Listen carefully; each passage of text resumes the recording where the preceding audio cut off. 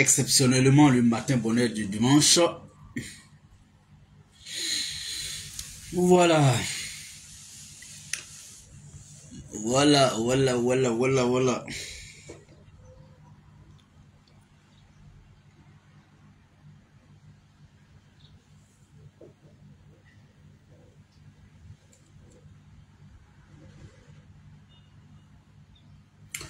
Mesdames et messieurs, chers followers, chers amis, bonjour, soyez salués. Alors, vous savez que je n'ai pas pour l'habitude de faire le matin bonheur les dimanches, sinon les week-ends. Aujourd'hui, c'est exceptionnel, tout simplement parce que nous fêtons aujourd'hui l'Aïd Kébir.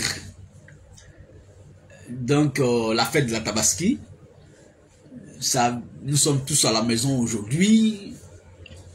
Donc, la prière est terminée. Ici, en tout cas, je voulais juste profiter pour faire le petit matin bonheur avant de sortir pour aller en famille, aller prendre un petit repas avec mon ami, mon frère, en famille. Alors, mesdames et messieurs, chers amis, ce n'est pas long. Vous connaissez déjà le principe. J'ai vu une petite vidéo hier. C'est un ami qui m'a envoyé. Une vidéo de 14 secondes. Je vais vous faire passer tout à l'heure. Qui ne cesse de nous montrer la cruauté de l'être humain.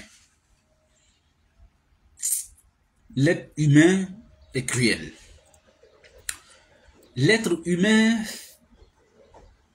ce n'est pas facile de parler de l'être humain parce que nous sommes des êtres humains. Et puis, quelque chose de frappant, c'est que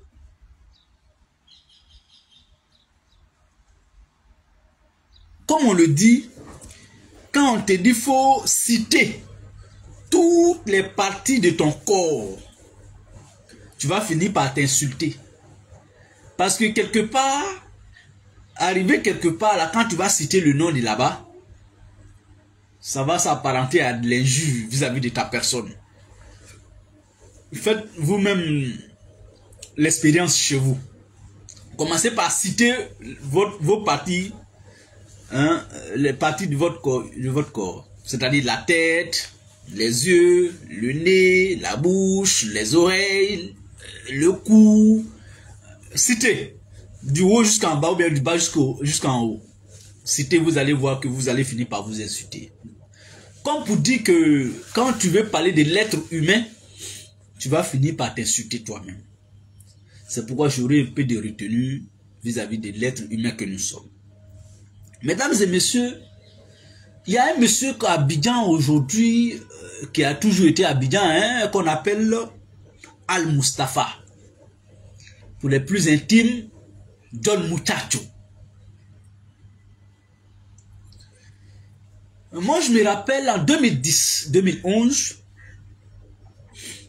quand nous étions, enfin, pendant les élections d'octobre 2010-2011, monsieur Al-Mustafa, qu'on appelle John Muchacho, un ancien prisonnier du régime Ouattara, un voleur de la République, qui a même été condamné à 5 ans de prison ferme, mais qui n'a même pas fait 1 an, qui s'est vu libéré. Voilà. Bon, on sait que c'est comme ça, ça y est. John Muchacho était parmi les jeunes dites patriotes d'alors, de Charles Blé Goudé. Peut-être qu'il n'était pas de la galaxie patriotique, mais il faisait partie des jeunes patriotes sous le président Gbagbo Laurent. Il avait même créé un mouvement, Gbagbo, tu es le meilleur. En tout cas, il avait créé un mouvement, pour ceux qui s'en souviennent. Il avait créé un mouvement, Gbagbo a mis fait, un thème, Gbagbo, il faut rester. En tout cas, un truc comme ça. Un mouvement proche du président Gbagbo pour soutenir, en fait, en quelque sorte, la candidature du président Gbagbo Laurent. Et quand les élections ont lieu le deuxième tour, John Muchacho s'est retrouvé tout de suite au Sénégal. Al-Mustafa, depuis le Sénégal, a fait une déclaration pour renier le président Gbagbo Laurent. C'est-à-dire, à la première difficulté, Al-Mustafa a cherché à fuir, sinon qu'il a fui. Il s'est retrouvé au Sénégal, à Dakar. Et une manière pour lui, sachant que le régime du président Gbagbo s'était terminé, c'est fini, il a arrêté et tout. Il fait une déclaration d'allégeance au pouvoir du président Ouattara.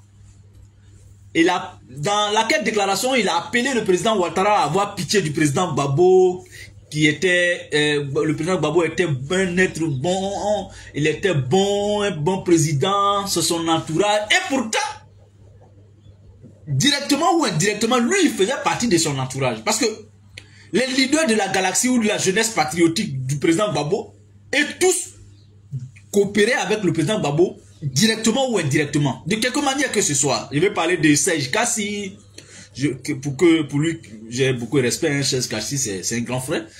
Serge Kassi, Charles Blé Goudé, Gadi Seli, qui d'autre, Al-Mustafa, Damana Pikas, tous ces jeunes-là avaient lien avec le président Gbagbo.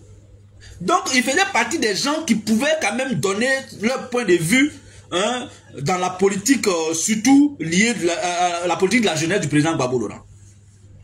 Mais à la première difficulté, Al-Mustafa s'est vu tout de suite en exil, voilà. Et puis, il a renié le président Gbagbo et le régime Gbagbo. Il a fait tout de suite allégeance au président Ouattara. Et quelques mois plus tard, il est revenu à Abidjan. Ils l'ont fait revenir à Abidjan pour dire, bon, on est même chose, hein, voilà, prends ta place et puis voilà, le combat continue. Et depuis là, il est président, il est alassaniste. Donc, il est RHDP. Et quelques années plus tard, on a vu qu'il était dans un scandale de dédouanement de véhicules à Abidjan,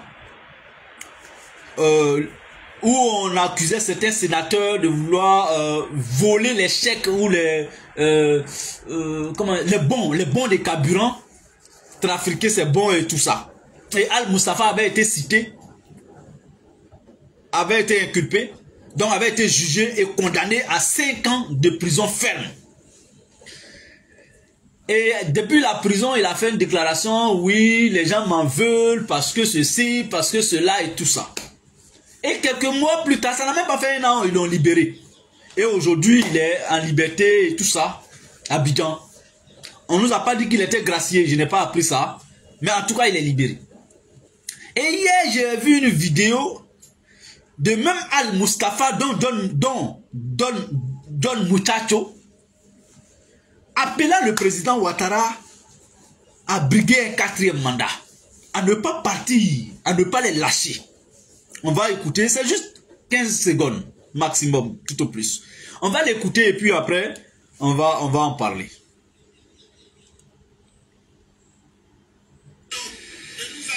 Voilà. On va l'écouter. C'est lui qui est là. Al-Mustafa Don Muchacho. C'est lui qui est au milieu là. Il est bien encadré là par 2 jeunes dames. Écoutons-le, écoutons-le.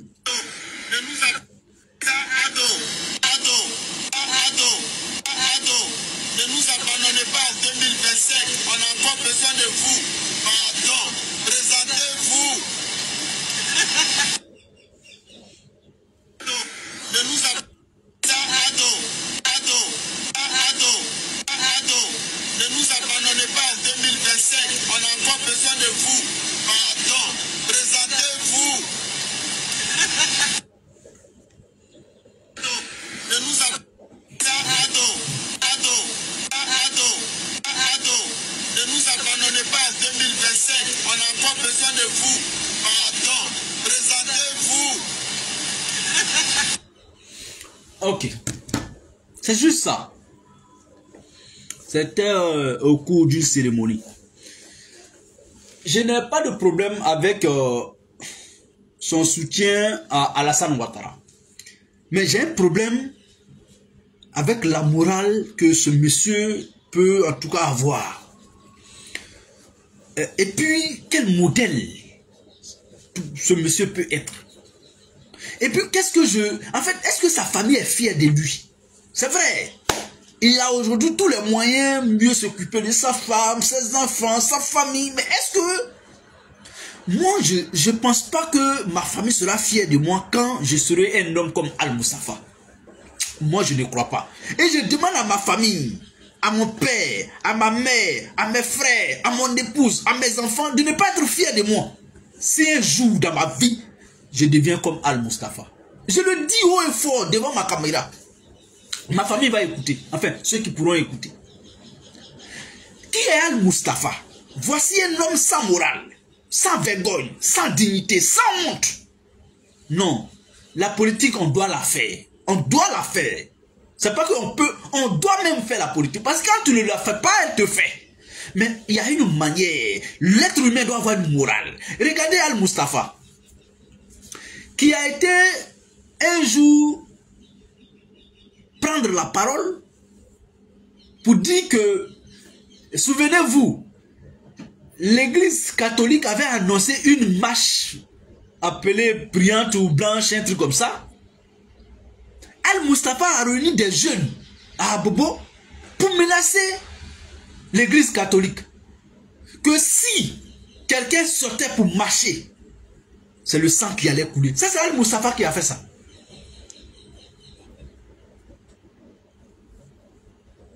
Al-Moustapha,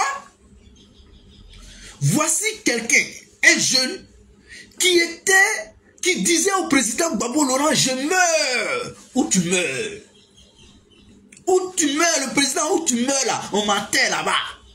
C'est comme ça, les Al-Moustapha en fait, il avait dit, c'est comme ça Al-Moustapha se comportait sous Gbagbo Laurent. Non! Et ce sont les Al-Moustapha qu'on prenait comme exemple des jeunes du Nord, des jeunes du Là, des jeunes qui ont des noms à consonance nordique, pour présenter comme si, oui, Gbagbo Laurent est partout dans le pays, il est au Nord, voici les Al-Moustapha, c'est comme ça on les présentait. Parce que oui, effectivement, on disait que non, le président Gbagbo n'aime pas les nordistes, on le disait. Donc ce sont les Al-Moustapha qu'on prenait pour brandir comme drapeau des représentants du Nord dans la galaxie patriotique. Tu as fini de faire tout ça. Tu as juré que toi là, où Gbagbo meurt, on t'enterre là-bas. Et puis aujourd'hui, Al-Moustapha dit, où Alassane meurt là, on l'enterre là-bas. Il dit que faut pas, Alassane va partir en 2025, ils ont besoin de lui. C'est vrai. Il y a ceux qui ont plus besoin de la candidature de 4e mandat du président Ouattara. Notez-le, ce sont des voleurs, ce sont des voyous, c'est des gens qui n'ont aucun mérite. Ce sont des voleurs, ce sont des voyous, ce sont des gens qui ont pillé la caisse de l'État parce qu'ils savent que la seule personne qui peut les protéger s'appelle Alassane Dramane Ouattara. Je vous ai dit, Al-Moustapha a été impliqué dans un scandale de détournement de deniers publics à hauteur de milliards de francs CFA. Il a été jugé, condamné à 5 ans d'emprisonnement ferme. Mais il n'a même pas fait 1 an, ils l'ont libéré. Donc tout ça là, Al-Moustapha sait comment lui vit à Abidjan. Il ne peut pas avoir un être humain, aujourd'hui sous le régime de Ouattara, qui a travaillé correctement, avec ses mérites, avec ses valeurs humaines, et qui va réclamer haut et fort la candidature de Ouattara, si ce n'est pas sous la contrainte d'Alassane Ouattara. Al-Moustapha là, il occupe quel poste? Et puis on va dire qu'il est sous contrainte d'Alassane Ouattara. Soyez salués, mesdames et messieurs. Ibé de London, bonjour. Karine Ayo, soyez salués. Al-Moustapha fait quoi dans la République ivoirienne? Et puis on va dire non, s'il fait cette déclaration, il est sous la contrainte. Non! Ceux qui peuvent être sous la contrainte d'aller faire une déclaration d'allégeance ou bien d'appel à la candidature du président Ouattara, eux là, quand on voit, on sait. Quand on les voit, on les connaît. Ce ne sont pas les Al-Moustapha. Et puis demain, Al-Moustapha, la première difficulté, Al-Moustapha sera parmi les gens qui vont aller encore au Sénégal, ou cette fois-ci, je ne sais pas où, pour dire, on a dit à M. Ouattara de ne pas se présenter. On va lui montrer cette vidéo. Il sera capable de nous démontrer scientifiquement que cette vidéo-là lui a été demandée. Et ce sont les propos qu'ils ont même écrits. Que lui, il a bossé pour venir dire que parce que lui, voici ce qu'on lui demandait. Il est prêt à le faire et il le fera. Voyez, c'est malheureux et c'est triste.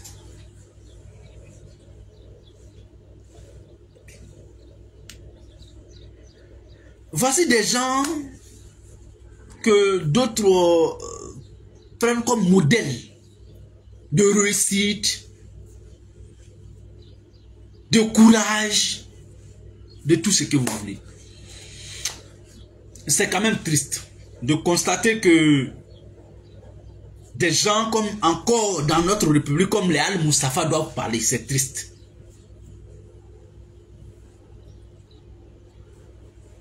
Oui, effectivement, Mamadou Diomandé, Al-Mustafa vit de la marbaille, du vol, faut dire le nom, de la délinquance urbaine. On va dire ça comme ça. Alors, donc, en tout cas, c'était le petit matin bonheur. Sur ce, je vous souhaite à chacun et à chacune une excellente fête de Tabaski. À tous les musulmans du monde entier, à tous les amis de la communauté musulmane, je vous souhaite à chacun bonne fête. Dieu nous en donne beaucoup encore. Dieu nous donne les mérites de cette fête-là, qui nous protège. En tout cas, j'ai été quand même très heureux ce matin de vous retrouver.